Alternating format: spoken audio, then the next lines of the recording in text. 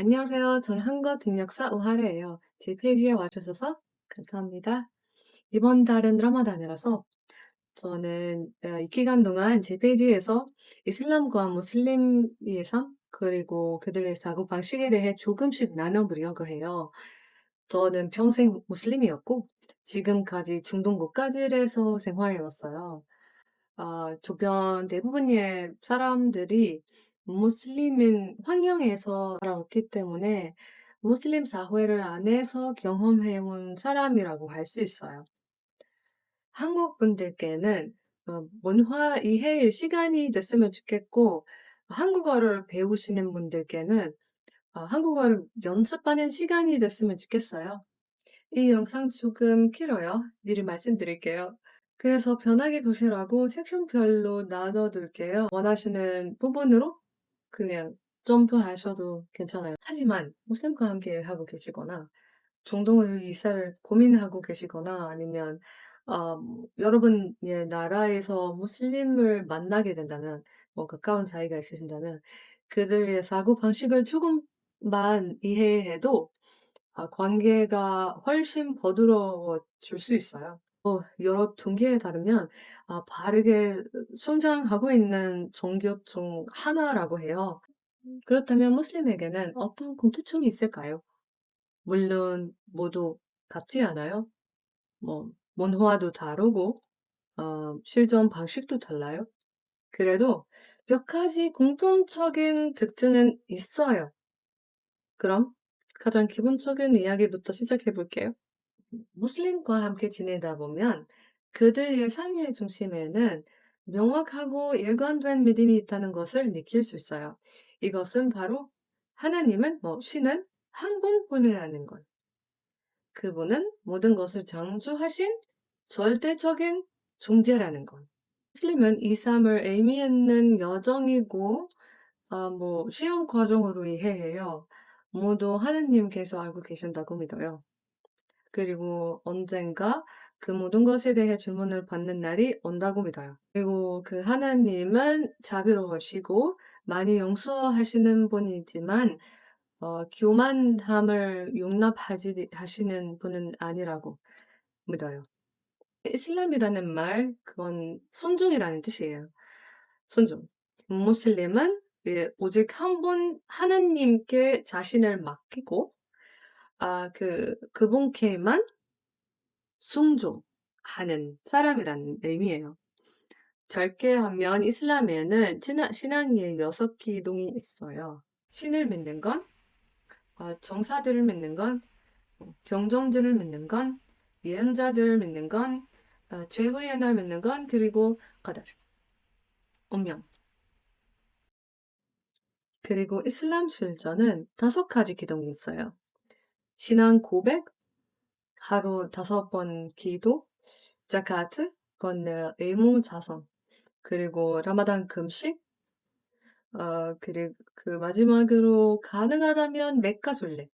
이 5가지가 무슬림과의 일상적인 상호작용 속에서 어떻게 드러나는지 이 영상에서 하나씩 이야기해 보려고 해요. 이슬람에서는 하나님이 역사 속에서 많은 예언자들을 보내셨고 그 메시지는 항상 같았다고 믿어요. 하나님은 한 분이다. 이슬람에서는 아브라함, 모세, 예수, 모함마드뿐 아니라 하나님이 보냈다고 믿는 수많은 예언자들, 우리가 알지 못하는 이들까지도 믿어야 한다고 가르쳐요. 선택적으로 한 사람만 다루는 것이 아니라 모두를 존중하는 것은 아주 중요해요. 기본 원칙이에요. 예를 들어 이슬람 신앙 안에서 예수님을 하느님의 예언자로 믿는 것은 기본적인 신앙 요소로 이해돼요. 예수님을 그냥 부정하는 것을 이슬람 신앙과 맞지 않아요, 전혀. 그래서 무슬림들이 여러분의 종교 가르침 중 많은 부분에 동의하고 공통점을 찾으려고 노력하는 것을 알게 될 거예요. 만약 여러분의 룸메이트가 무슬림이라면 그 사람이 어느 날 갑자기 방 한쪽에 멈춰 서서 어떤 작은 매트를 걸치고 몇 분간 기도하는 모습을 볼 수 있어요. 기도에는 일정 동작이 있고 뭐 쿠란의 일부 구절을 암송해요. 보통 5 분도 채 걸리지 않아요. 하지만 무슬림은 하루 5번 정해진 시간에 이 기도를 들을 의무가 있어요. 무슬림 친구는 기도하기 전에 화장실이나 세면대로 가서 손, 발, 얼굴 등을 깨끗이 씻어요. 이건 그냥 씻는 게 아니라 기도 전에 몸을 천돈하고 준비하는 과정이에요. 그리고 기도를 시작하면 그때는 불러도 대답을 절대 안 해요. 기도 중에 말하는 건 예의에 어긋난다고 좋지 않다고 생각하거든요. 기도를 중간에 멈추면 하나님께 받아들여지지 않는다고 믿어요. 위급한 상황이 아니면 기도를 끝까지 해요. 이 기도는 무언가를 요청하는 기도와 조금 달라요. 영어에서는 둘 다 prayer라고 부르지만 뭐 이슬람의 예모 기도는 정해진 시간에 드리는 예배에 더 가까워요. 그래서 직장에서도 기도 시간이 다가오면 잠깐 자리를 배우고 싶어질 수도 있어요. 그건 단순히 개인적인 감정이라는 건 아니에요. 뭐 메디테이션처럼. 오히려 하루 5번 꼭 지켜야 하는 아주 중요한 약속이라고 느낄 수 있기 때문이에요. appointment처럼. 물론 상황에 따라 유연함도 있어요. 하지만 마음속에서는 우선순위가 높게 느껴질 수 있어요. 양해 부탁드려요. 혹시 이런 장면은 보신 적 있으세요? 사우디아라비아 메카에서 수백만 명의 사람들이 어떤 건물을 중심으로 모이는 모습. 이 건물은 카바라고 불려요. 많은 사람들이 무슬림이 그 건물을 숭배한다고 생각해요. 하지만 그렇지 않아요. 그것은 그냥 성스러운 장소예요. 이슬람이 시작된 이후 갑자기 신성해진 것은 아니라 아주 오래전부터 그 자리는 특별한 장소로 여겨져 왔다고 이해해요. 물론 이슬람 이전에도 아라비아 사람들은 그것을 신성하게 여겼지만 여러 믿음이 섞여 있었다고 정해졌어요.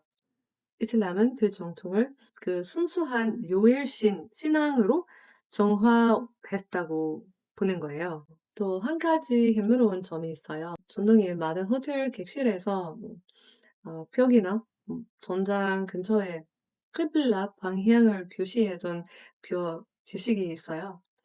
전 세계 무슬림이 같은 방향을 향함으로써 기도하는 거예요. 카바로 가는 순례는 하지라고 불려요. 경제적, 신체적으로 가능하다면 평생 한 번 의무예요. 하지만 뭐 여건이 되지 않으면 의무는 아니에요. 그리고 원하다면 언제든지 그 장소를 그냥 그 가바로 방문할 수 있어요. 다만 하지를 정식으로 수행하는 것은 조금 더 복잡해요. 정해진 날짜, 절차가 있고 달아야 할 단계들이 있어요. 그래서 단순한 방문과 좀 달라요. 뭐 많이 달라요.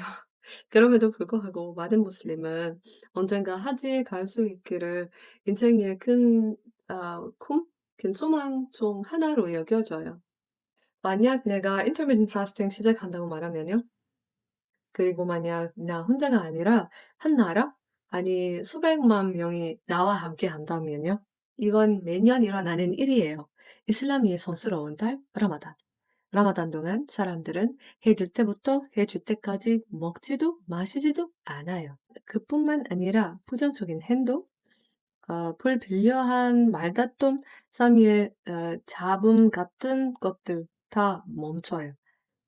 남는 것은 그냥 고요함, 절제, 그리고 병온. 근데 왜 이렇게까지 해야 돼요? 왜 이런 걸까요? 몸과 마음의 정화, 가난 사람들에 대한 공감, 그리고 인내 뒤에 약속된 보상. 이슬람에는 당식은 아주 오래전부터 신이 인간에게 가르친 거라고 믿어요. 해석이 많기 때문이에요. 예전에 제 한국인 상사도 가끔은 단식을 했고, 무슬림 환자들에게 라마단 단식을 건강을 위해 추천하곤 했어요. 근 시간 음식 섭취를 멈추면서 오토파지 같은 과학적인 효과가 있기 때문이에요. 그래서 이거 어떨까요? 라마단 기간에 무슬림을 한 달 동안 식단을 지키는 사람처럼 생각해 보세요. 자기 자신을 위해 절제하고 스스로를 단련하는 시간이에요. 좋은 거 아니에요? 그래서 이 결심을 응원해 주세요. 가능하다면. 그 시기에는 많은 무슬림들이 평소보다 더 내면을 돌아보고 더 차분해지고 그리고 더 관대해지려고 해요. 노력 많이 해요. 제가 라마단 기간 동안 무슬림 친구에 의해서 보게 될 변화 사인스에 대해서 따로 영상도 준비해 뒀어요. 더 알고 싶으시다면 한번 확인해 보세요. 마지막 포인트 자카트에 대해 이야기하기 전에 몇 가지 중요한 점을 먼저 나눠볼게요. 혹시 이런 말 들어본 적 있으세요? 이슬람에서는 연애가 아예 안 되고 그냥 바로 결혼해야 한다고요. 여긴 오해가 있어요. 사실 이슬람에서는 더 중요하게 여기는 것은 인물스러운 관계를 만드는 거예요. 이슬람에서는 비밀 연애는 권장하지 않아요. 관계의 숨겨진 형태가 아니라 명확하고 공개적인 형태여야 한다고 봐요. 그리고 결혼 전에 동거는 허용되지 않아요.